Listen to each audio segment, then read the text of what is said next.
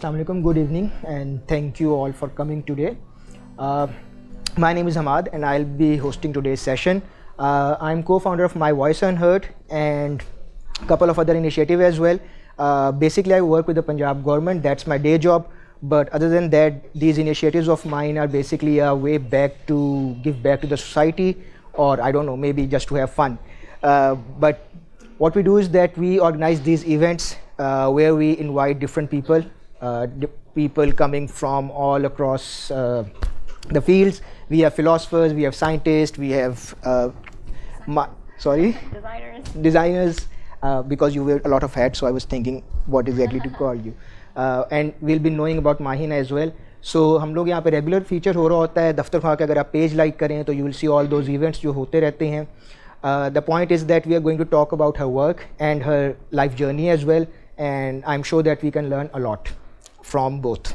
So before I start, I would like to thank Mariam for connecting us with Maheen, and before we take it forward, I think Mariam would like to say some few words and then we'll proceed to your presentation. Thank you. Yeah. Hi, my name is Sukhan, and I've been working in publishing industry and creative industry since the last 8 years. Creation stories. My main concept about writing stories is that words can create difference, and lit word is a concept that I came up with. It's listen, talk, innovate, and through words we can create conversation, stories, start or storytelling is there since centuries, and that's what I'm working on, creative writing, novel in the process, and poetry. So Maheen was also that idea that she's doing such a great work, and creating her stories and spreading about it is one of the ways to connect people in the community. That's about it. Thank you. Thank you, Mariam. So we'll start with your intro, if you will. So basically, Maheen is a virtual reality product designer at Facebook, and it's an immersive filmmaker. She's based in Silicon Valley, and her work explores building social experiences for virtual reality. And before Facebook, she has worked at Electronic Arts on the popular franchise FIFA, which we all love. She has also run an international NGO exploring intersection of education and technology. I'm very interested in that. And then we'll get to know more about her. You grew up in Pakistan, graduated from Simon Fraser University in Vancouver. So before we move to the conversation and question answer session, Maheen will be giving a short presentation. And please, the floor is all yours. Assalamualaikum everybody. Basically wanted to give this presentation so everyone can see the work. Agar main aap logon ko bas questions and answers kar rahe hain, then you don't really know what I work on, right? So let's just get right into it. So I'm Maheen. This is my Twitter handle if you ever want to talk to me. A little shameless plug. I'm right now in San Francisco. I've only been there for about a year and a half. Usse pehle I studied in Pakistan till I was 16, so I went to Beacon House in Georgetown campus. Grew up here. I love it. I come back every year. Before I get into it, does anybody know what a product designer does? Okay, great. So I can tell you what I do. We solve for people problems.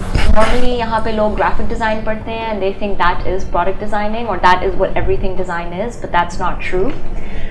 The best way I like to break it down is the difference between UI versus UX, and UI is what everybody in Pakistan knows about.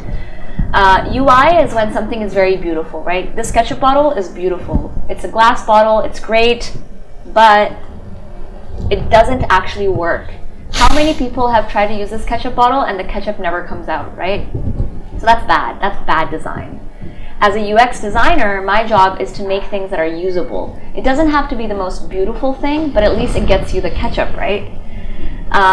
And the way we work is we always start with the people problem. For example, Careem and Uber, all those apps are based on the fact that people don't, maybe they can't afford a car, or maybe there's not too many cars in the house, and how do you actually manage time, and how do you sync with people, right? So every app is trying to solve a problem, and we try to remember the opportunities. So in this case, the people problem is I can't get ketchup out of the bottle. And you can learn from other things out there. So shampoo bottles are a great example of how you get something out of a bottle. So why can't ketchup do the same, right? So my job is to do this.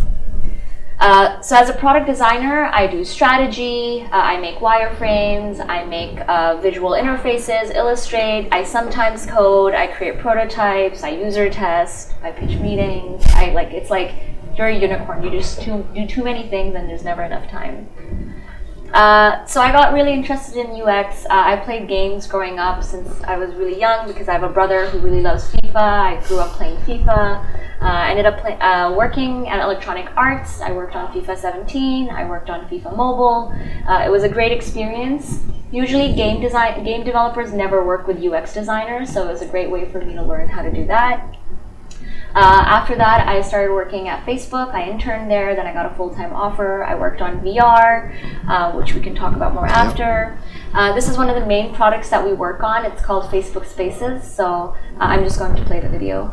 Hey Jack, are you all excited for our trip?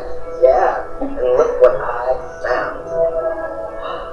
This is so cool. Is this the same spot we're going to? I hope so. And look, I think that's where we're taking the boat tour. Oh, I love it. Look, I'm gonna go chat with Melissa, but you're setting up the party room, right? Yeah, I got it. Great. See you later, Jack. All right, see you later. Bye. Hey girl. Guess what? What? I got the apartment. Wow, nice. Look at your balcony. I know, it's amazing. No roommates. I have it all planned out. The luxury blue couch. Yeah, this table with this floor. Perfect. Jack keeps calling me. Can we talk later? Sure. Bye. Surprise! Happy birthday! Thank you, guys. No. Okay, cool. Balloons. You know we gotta do it. Birthday celebration. Don't forget your birthday.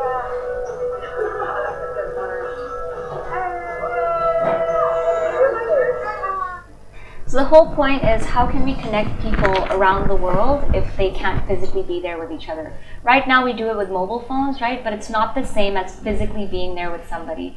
So you can imagine in the future, people could use Facebook Spaces to take a class in Harvard and they don't have to pay anything, and they can be next to other students as well. So it's really, really incredible. So what I specifically do on this team is I work on identity and representation. So how can we make sure that everybody can feel like they're themselves in VR? How can we make avatars that look like themselves? What clothes do you wear? Are you a real self? Are you someone else? How do we make sure it's diverse and there's no racism and we're supporting all types of genders? And that's basically one of my goals. I also create tools for storytelling. So how can we make sure that people can tell immersive stories in VR, in 360, in 180? We've also been looking into how can we provide immersive storytelling in the Facebook mobile app itself. So this is based on the iPhone camera, which has the depth cameras. So how can we make regular photos look even more immersive? And how can we take some of that stuff into VR and create tools for storytelling? So taking photos in VR and sharing it to Facebook apps and making new memories. This is another video on how we could use Facebook Spaces for more education purposes.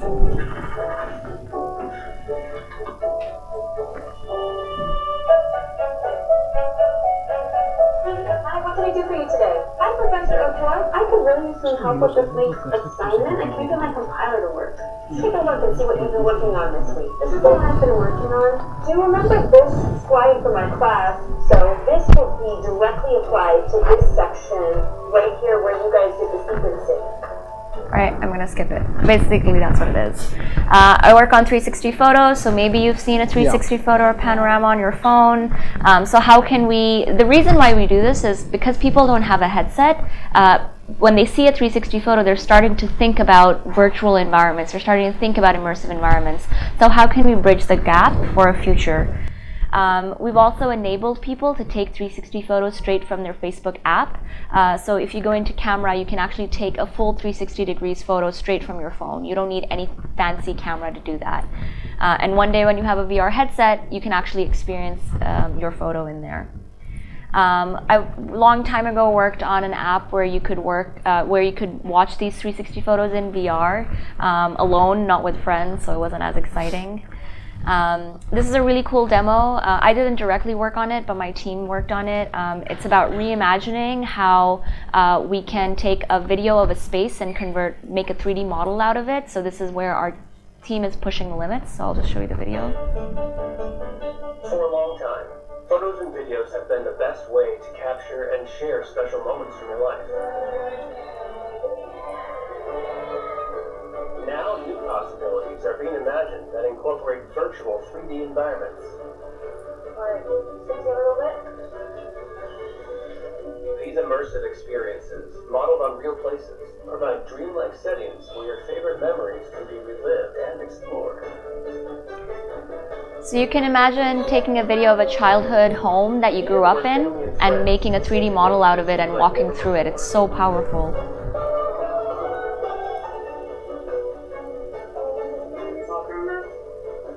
It's the next evolution in social sharing. Make the most of your memories. We're also enabling artists to tell really immersive stories in VR. So for designers, they can actually prototype and animate right in VR. I think this is the future of Disney and Pixar. It's really, really great stuff. So all of this stuff is animated by one person. He's incredible. He's the best at this app in the world. So clearly it's really good. But you know, anyone with some drawing skills can draw in 3D in this app and animate and make feature films. It's really, really cool. We're also enabling 3D artists to work with 3D models. So you can upload a 3D model onto Facebook and people can interact with it. And then outside of work, I'm very driven by a lot of other things. So I was telling you earlier that I worked on a nonprofit. I helped start a nonprofit a long time ago called Let's International Charity. And the reason why I worked on it was I was a little sick and tired of working for the 1%. You know, VR is for the 1% right now until more people can afford it. And so what Let's focuses on is empowering people to self-motivate themselves to learn. It's based on this project called A Hole in the Wall, where in India, Sukhan Mitra, I think that's his name, he installed some iPads in a village, and he came back a few months later and he saw that the kids had taught themselves to a grade 5 level just because they were Googling things. And so sometimes just giving people things, ways to learn, is better than forcing them to go to schools. And so that's the whole idea behind it. I stopped working on this a few years ago because work got really overwhelming, but it's something that I'm really proud of. I also tell a lot of stories on the side. This is something that I just do in my off time.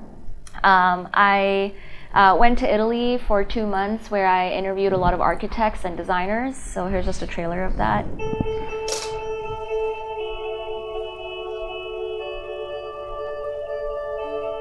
So I was the lead videographer and editor for this whole initiative.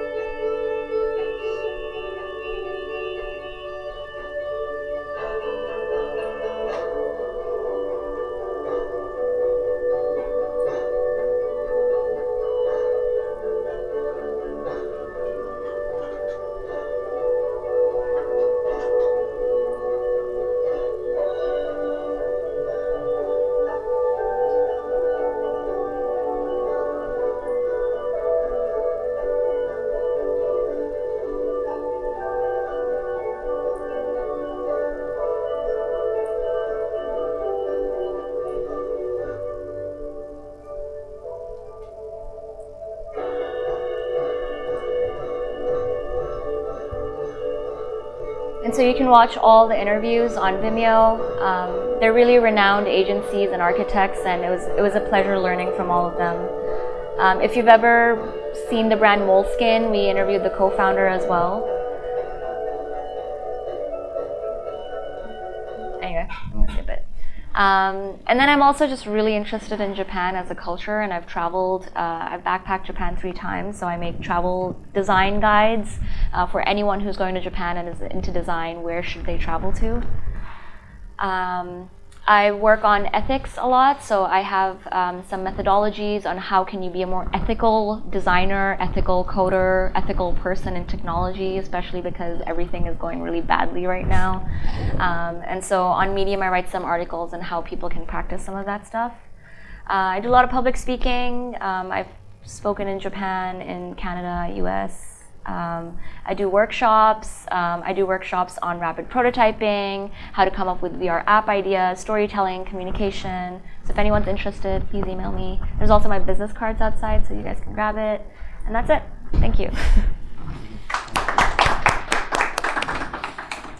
Cool. I'm gonna close this. Can we take it to the first slide, maybe? Yeah, maybe. I don't really know. Do you want to play it?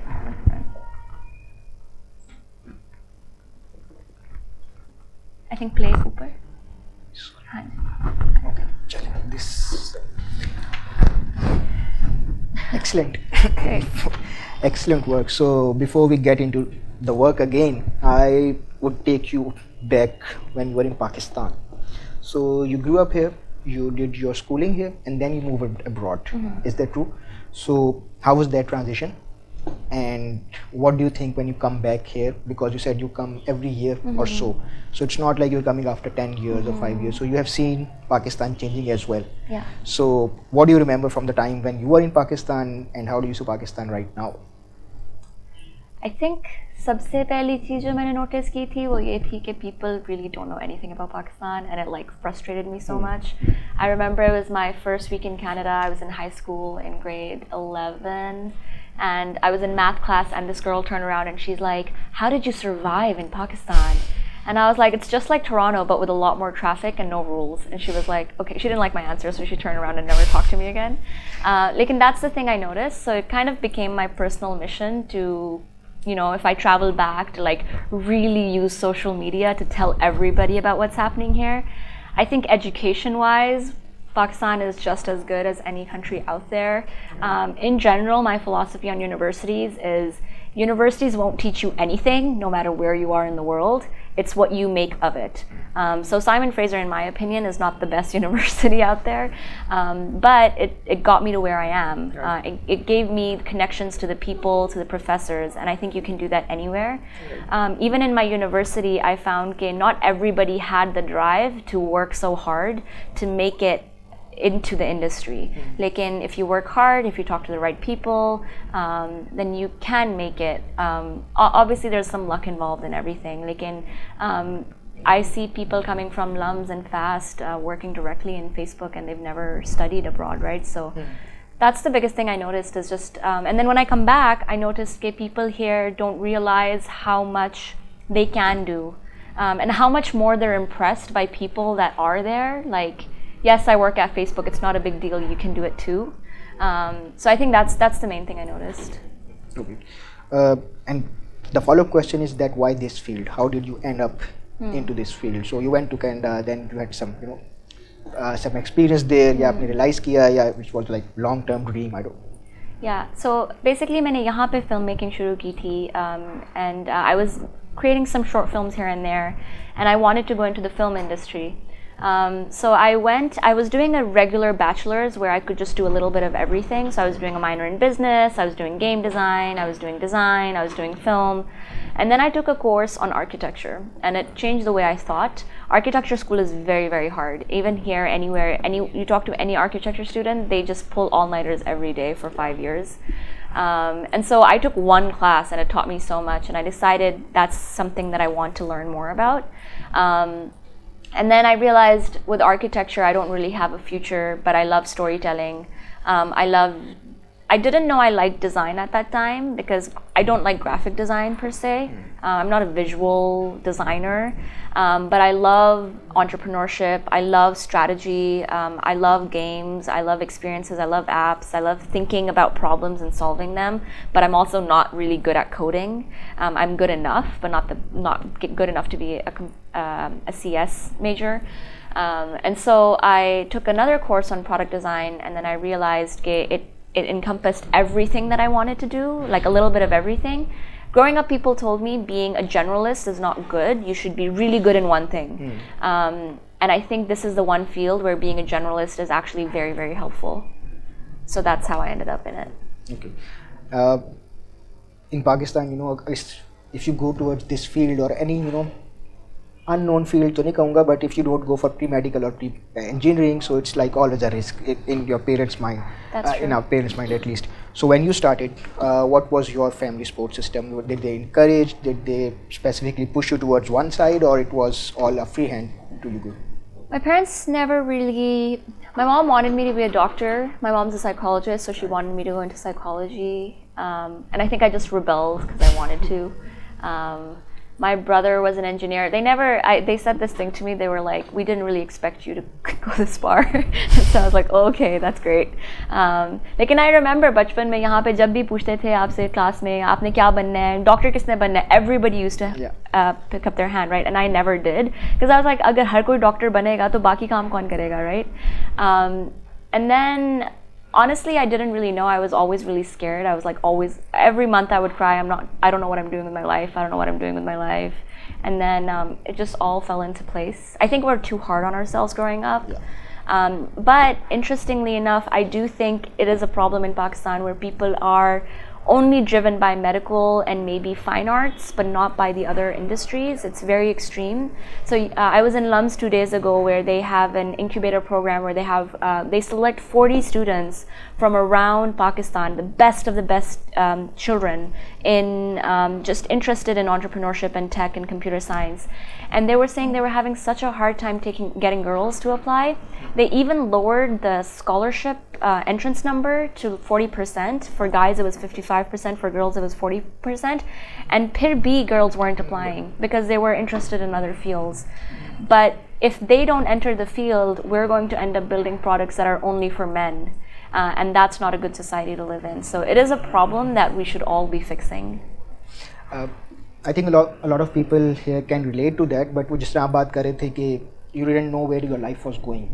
A lot of us still don't know where our life is going. So what was that moment, that aha moment that you knew that you are going to do this and that's the way forward? Or there were a series of events that led you to where you are right now? That's a really good question. I think what makes you realize it is being inspired by people. So the work you're doing and Dr. Khan is doing, of connecting people, of people that have made it, people that have done really good work, inspires you. I think because I was in a university where I had seniors that were working on some of this stuff, that helped. Because I had lived in Pakistan and I had seen, the issues people were facing, it also inspired me to be able to run an NGO, to be able to tell stories. I still think some of the best people to tell stories about are people in this room, people outside, not people, abroad that are having really their own life. Like, we have a responsibility to our own communities. I don't know if there was ever an aha moment. It's just about listening to yourself of what do you really enjoy doing? And what are you actually good at? I think that's the most important thing. What are you actually good at? I know I'm not good at computer science. I could have forced myself to be really good at math and be really good at computer science, but I probably wouldn't be happy. But I knew I love storytelling. I knew I love film. I knew I love games. I love business. And so wherever that takes me. But if you try to walk away from it, I think you'll just be unhappy. I think we spend a lot of time working on our weaknesses rather than our strengths. Yeah, that's true. Even in my VR team, I actually don't have 3D skills. I didn't have 3D skills. And I felt a little ashamed to be in a VR team where, you need to be really good at 3D. And obviously now I'm better at it because I worked hard on it, but I realized that I have strengths that other people in my team don't have. And so that makes me shine, because it's so easy to get more 3D people in VR, but you don't have people that think more strategically on a higher level. So yeah, focus on your strengths. So you have mentioned that you work on vague and hard problems, and that's the ability to communicate with different stakeholders and then coming up with solutions. You said that at a higher level or a more specific level. Would you like to elaborate a bit on that? Problem solving. You talked about in your presentation that you basically love solving problems. Yeah. So what's the thought process? What's the workflow? How do you go about it? And I think when you're thinking about problem solving and when you solve the problem, it's very empowering. It happens with everything, right? Like if you're a computer science, if you're an engineer, or if you're a doctor, whatever, you have a problem. and you're trying to solve it so there's a good end result.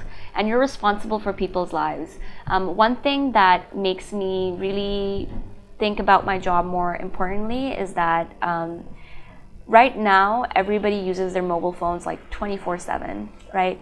And these apps, these technologies can actually be the cause of someone's death, someone's depression, the downfall of someone's life, because so much of your information is in this piece of hardware. And if we think about the weight of responsibility that is on our shoulders as people who develop these things, then you really think about how incredible it is that you can solve problems that can not only save people's lives, but also make their lives more efficient.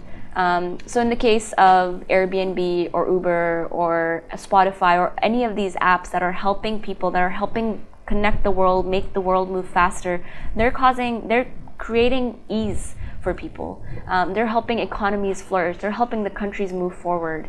And so just to know that you can be able to look at a person's problem, create a solution that's very simple, and make their life maybe even 2 times better, that feeling is really good. And how do you see the social media platforms in this scenario? Because you're working at Facebook as well. So you said that you're working on 360 videos and photos. So from company's point of view and your point of view, what's the end goal? What are exactly you trying to achieve through that? Yeah. So Facebook's goal is to connect everybody in the world. And they want to get everybody on the internet, right? And the reason they want to do it, yes, everybody's like, oh, it's like a really dark thought, ये पैसे बनाना चाहते हैं, इसलिए सबको internet दे रहे हैं, Data collect कर रहे हैं, डाटा कलेक्ट कर रहे हैं. मेरे से परसों किसी ने पूछा था, can you read my messages, आप मेरे मैसेज व्हाट्सएप पे पढ़ सकती हैं या मैसेंजर पे पढ़ सकती हैं. And basically they were trying to tell me I'm a really bad person for working at Facebook. But I had 2 answers for them. One was, okay, like, first of all, nobody in the company can do that. Just letting you know, we can't read your messages. If there was a way, we would be fired, probably put in jail. But the other thing is that if it's not us people who can think critically about these things that are working at these companies, then these companies will go in a bad direction. Instead of thinking, I can't work for them because they work with data. It's like, no, go work for them so you can make sure the data is being used responsibly. And so the company's goal really is to connect people. And I think it's a beautiful thing, because if you imagine, like, maybe even just 30 years ago, how would you be able to connect with, how would you be able to come to this event, right? Like, you would probably need like 2 months or more to advertise this event, as opposed to less than 10 days. And how can you bring people together? How can you make sure that people that can't be here can see this whole interview, right? So Facebook, Google, all these Twitter, all of these apps have actually done really, really good work for the world. And sometimes we're so distracted by the negatives that we forget about the positives. One of my favorite stories is that Facebook Groups is actually a really powerful platform for Facebook. There's a story of a mother who, her son had this disease that was very rare, and she didn't know how to deal with it. She didn't know what to do for her son. She was helpless. And what she did was she started a Facebook group hoping somebody would join it with kids who have the same disability. Within months, she had thousands of people around the world that had joined that group, and now she had this insane community of people from around the world that could give her advice, and they could meet up on Facebook or maybe one day in real life. And that relationship of someone in India and someone in like Africa working on the same problem is insane, and it costs you nothing. So that's Facebook's goal, and my personal goal is to support that mission because I work there. So tell me about your current project there. You talked about you're working on VR to 360 videos and photos. So what should we expect in the near future or whenever it's coming? I can't tell you about the near future. Okay. Like, and I can tell you that we're continuously working on making VR more democratized.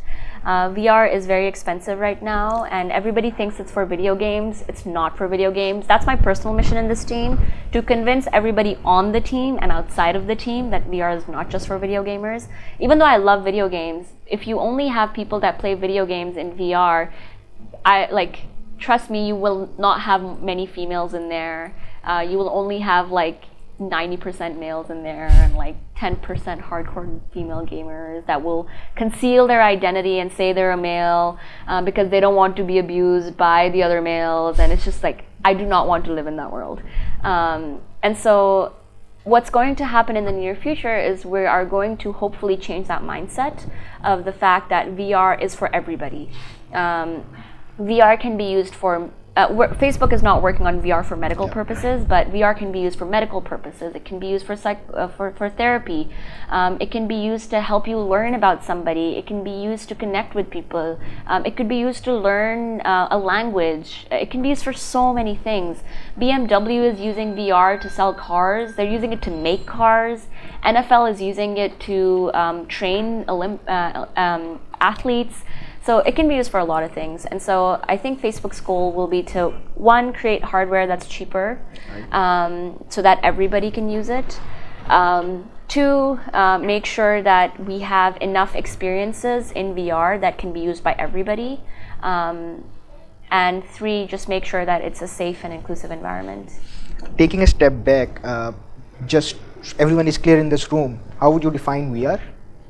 Because that is another misconceptions are there, you know, just like you said कि शायद games के लिए use हो रहा है या किस काम के लिए हो रहा है, but just people you got to know कि आप medical purpose में use कर रहे हैं. So if you could just define VR and why do we need it to start with? Okay, yeah. So VR stands for virtual reality, and virtual reality is essentially this piece of hardware that you put on your head and it transports you outside of your environment into any environment you can imagine, right?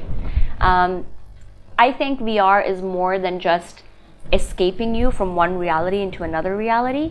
In my opinion, VR should make your real life better. It shouldn't just, has anyone here seen Ready Player One? Yeah? Okay, so in Ready Player One, you know, there's like these crazy fantasy worlds and you can be anything and anyone you want. That's great, but we should also make sure that that should only be the case if this world is bad. This world is not that bad. This world is great.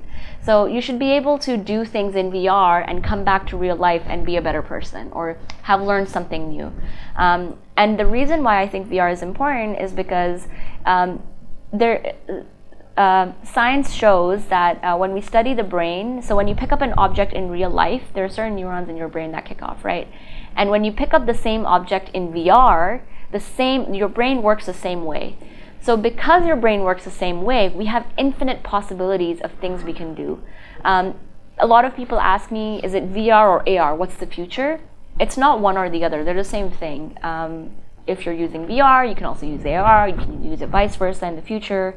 And so I think it's great because it's going to open up possibilities unlike anything before. But I think right now there are a lot of negative aspects, especially just to quote Black Mirror. If you have seen the season, they also, you know, criticize. I don't know, maybe have a different perspective on that. Yeah. So, do you see any negative aspects related to VR or probabilities that it can be used in our? Lots. And how to go about it? I think there's lots of negatives. When I started working on it 2 years ago, I was like not really sure why I was in it. Basically, मुझे वो internship मिल गई थी. They put me on this team, and I was like, oh my god, this is crazy. I don't want to work on this. And then I just stuck to it. I found out that it could have a lot of potential. I think it has the possibility to go really badly, right? You can imagine where people use VR to escape the world, where they're like, मैंने reality में नहीं रहना, मैं VR में जाके education कर लेता हूँ या कर लेती हूँ और मैं job भी वहीं कर लूँगी और मैं like बस खाने के लिए headset उतारूँगी और सोने के लिए headset उतारूँगी. That's not a world we want to live in. The reason why I think it's important for everybody that thinks critically about this space to work in is that if you didn't work in it. VR is a future that's coming. I think it's going to come regardless of whether you want it or not. So the least you can do is be a part of that journey and help make it a responsible future. So my goal in VR is to make sure it's not that where you just take it off to sleep or eat. My goal is to make sure that you use it for really good purposes.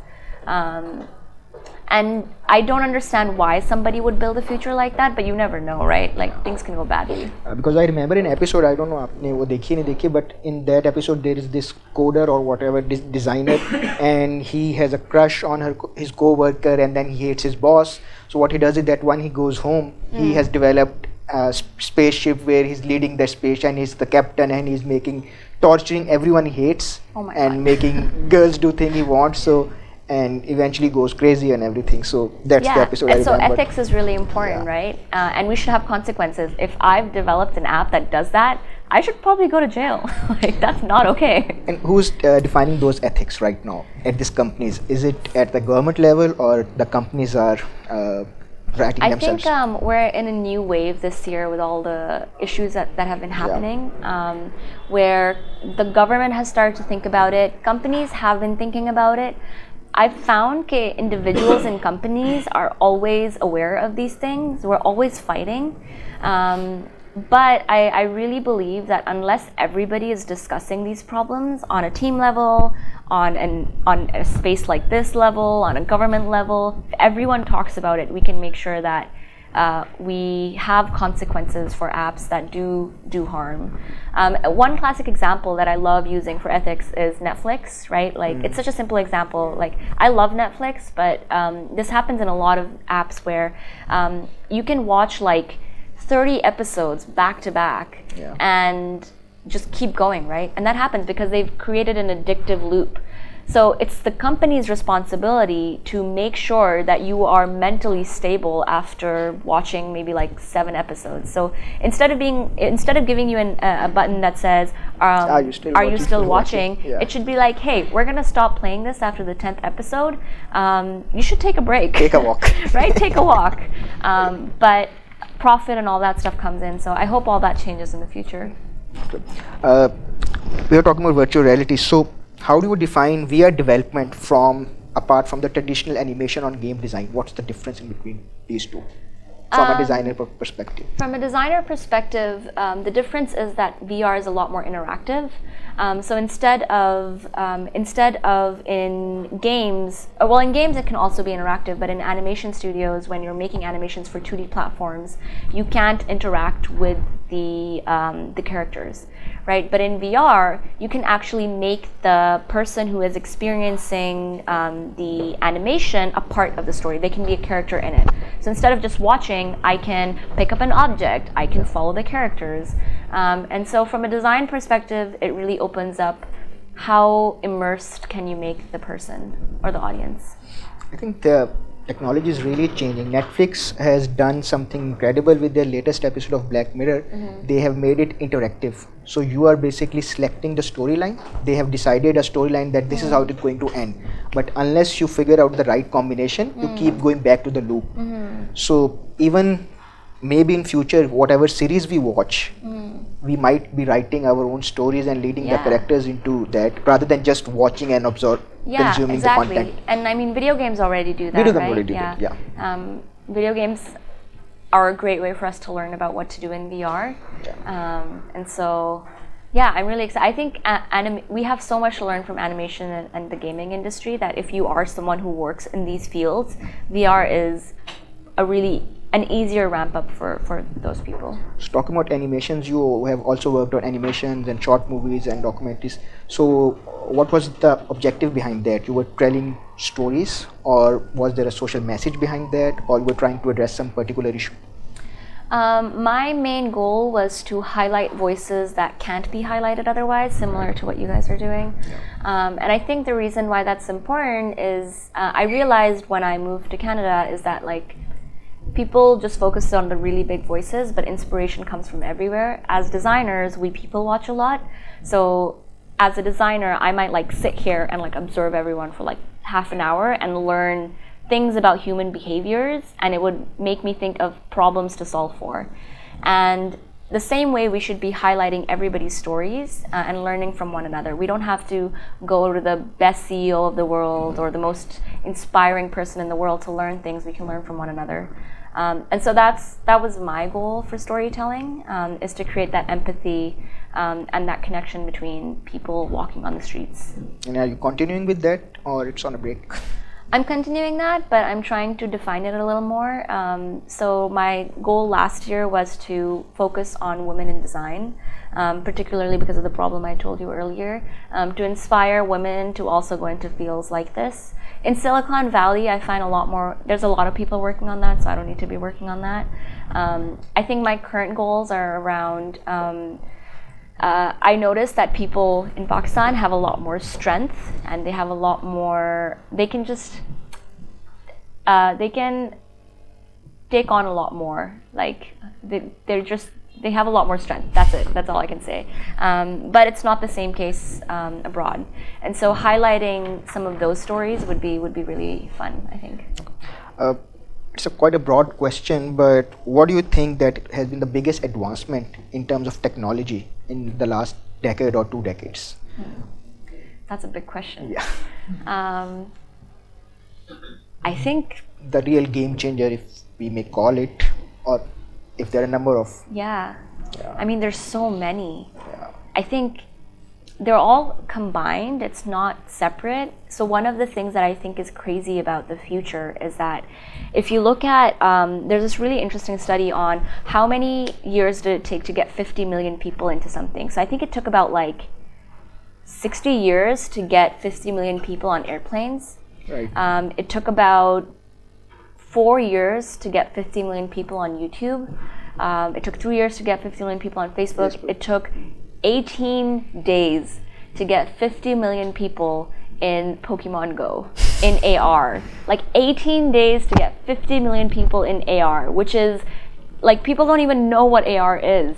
And that blows my mind. So what's happening with the growth of technology is that it was pretty stable, and then it's like, right now it's super exponential. And what's going to happen in the next 20 years is IoT, information of things, and technology, and AI, VR, and mixed reality, all of that, and cloud computing, all of that is going to become one thing, and blockchain, they're all going to become one thing and create really big experiences that are going to be revolutionary, and it's going to happen really, really fast. So it's hard for me to say if VR is bigger, AR is bigger, AI is bigger. I think all of this is happening together, and in the next 20 years, things are going to change a lot. Hopefully in a good way. Hopefully in a good way.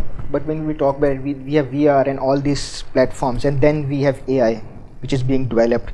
So if AI evolves into whatever we want or whatever we fear, then these all will become tools for AI. Mm-hmm. Yeah. So because AI will be the evolving thing, and these will become his tools or weapons. Yeah. So yeah. that I mean, AI is can be a scary scenario. It really is, and that's why ethics is so important, right? Specifically for AI. Yeah. That is also a future that's already here. Like, you can't even stop that train. There's one thing that kind of scares me in VR is we've managed to create really good replicas of humans in VR. Like, you won't be able to tell in VR in the near future if it's a real human or if it's an avatar, or if it's an AI, and the AI can speak really well with you, right? We've seen robots and all those videos of really well-spoken AI avatars. And so how do we make sure that people are constantly aware of what's real and what's not? Yeah, that's a really big question. Okay, going back to your NGO work. So you experienced that, you saw that the impact was there, the results were there. So how do you see you can use technology for the expansion or betterment of education, or to address any other social issues? Just to give you a short example, we have mobile apps which are addressing different issues, not just only because providing services, but rather than addressing different issues, we have different portals, complaint portal, citizen portal, and you can apply your license, then there are crimes. So how do you think that, what is your opinion that how technology can help solving the social issues in particular, not just the commercial aspect? So the reason why I got involved in that NGO in the beginning was because we started looking at Pakistan in general and thinking, like, how can we help Pakistan? And we thought about every developing country. The core problem, like, there's so many problems, right? You can't solve them all. But the thing that will solve all of it is education. Yeah. If you can educate people, you can create responsible citizens, and then you can fix all the corruption, and then eventually, after like 100 years, things will be great. And so we wanted to solve that problem, start from the root. And so we focused on education, and the reason I stayed in VR is because I believe the future best use case of VR is productivity and education. And there's a study where they taught people something on a PC, and they taught the same thing to them in VR. And they found that people were, I think, 11%, that people learned things 11% faster in VR, and they remembered it 9% better in VR as well. So things were going faster into their long-term memory from their short-term memory. So if you just look at that statistic, you can think about, and this was like a small study, right? There will be a lot more betterment in the technology in the future. So if we think about, again, how can we get kids in villages to attend classes in Harvard and connect with anybody from around the world? To me, that goal is amazing. And that's further into the future, but I think VR is going to be life-changing in connecting people despite economic differences in the world. And I think also, given on that idea of self-motivated learning, like can people, if somebody wants to be an astronaut, instead of like reading it in a book, can they just go experience it in VR and learn technically how to do things? That to me is the future of education. Yeah, I think I was lucky enough at my previous job. I worked on a game because we were a design company, but we had our partner who had developed the app as well. So basically what we did was we created an interactive game, and the game was to learn Arabic language, like just like ABC, and you go and then you pick one word. So you have to make, for example, a word like bat. So you have to select BAT, and all these alphabets come on the sky if you're flying or you're jumping off the trees and everything. And if you have 3 lives, so if you select the right words, you'll complete the word and stuff like. But the interesting thing was that the game was developed by World Bank for the children in Syrian camps, because they were out of teachers, there were no schools. So what they were trying to do was give them those tablets or mobile phones and just give them that app, and then they were able to self-learn. Yeah, exactly. And create those words. Yeah. So even in the worst of circumstances, they found a way for children to self-learn. Exactly, yeah. So even with we had a project called Takhti, where we created little Wi-Fi networks with Arduinos, and we sent these Arduinos into schools and villages, and we provided them really cheap tablets. They were about maybe 3,000 rupees each tablet, and we distributed them to the kids. And then we also wanted to fix the curriculum, because curriculums are not always the greatest. They're always trying to make, like I realized learning growing up here, we're all so against India and we all hate India. And then you go to Canada and you're like, oh, you're not that bad. Like, you're a human. And so how can we like redesign the curriculum to create more love and less hate? And so we started making books and sending it to these Wi-Fi networks and putting them on these tablets to create that self-motivated, responsible learning. Yeah, and I think that the good thing is that basically eliminates any kind of barrier as well. I was telling you about our comics. So when we wrote that comic, and we had a mobile app as well. So instead of trying to send a printed hard copy to Quetta, if we could just we developed an app, and the child there was sitting in his own room, and he was able to download that app and read the comic right there. And otherwise ये भी होता है कई दफ़ा कि in your family you're reading and your dad, uncle, mom comes and what are you doing, you're wasting time. So even we were trying to remove that barrier as well, and you were actually reaching out to the right end customer. Yeah, you can't just educate the kids, you have to educate the parents as well. Yeah, that's then there's examination system is there, so it's a whole process whatsoever. Which project or what work you are most proud of, or your most favorite? That's a really hard question, mostly because I haven't worked for that long. I think my most favorite would be the charity, because it really just makes me happier as a person versus working on specifically technology. I feel like I'm actually doing good for the world. Yeah, I think that would be my most favorite project. I think in the beginning, when I started working in VR, I was thinking I would work on it for only a year. And now I feel like I'm happy to stay in it, to learn more about it, to help it get to where it is. And it took me a long time. Now when a friend comes up to me, or when someone comes up to me and says, "You're a horrible person for working on this," I have a good answer for them. Like in shuru mein, it's always hard. You're always like, why am I doing this? Like you only see the negatives and you don't see the positives. And coming up with my last question before we open the floor, where is Maheen going? Where is Maheen going? Yeah, I'm going to the wedding. Every day. I know about the wedding, but other than that, where Yeah, are you I'm going to a wedding in an hour. Where is Maheen going? That's a really big question. I would hope that I can focus on more social good initiatives. That's always been my goal at the end of the day. The question is just how. Like, do I want to focus on future tech and then work in social good initiatives? Or do I want to take a step back and be like, nah, I'm going to work on the ground in nonprofit organizations? And that's something I'm still trying to answer. I'm going to focus a lot more on ethics. I think we should all be responsible for it, and it's a really good topic to work on. And so I'll just be doing a lot more workshops and a lot more talks on important topics like this, and hopefully helping inspire women, helping inspire kids to go more into this field, and educating people about UX in Pakistan, and connecting people. So if anyone is interested in UX, do reach out. I'm super happy to help out and help you learn more, or help do some workshops, or connect you with people that you want to learn from. Thank you, Maheen, for taking out time. It has Yeah, been of absolute course. pleasure.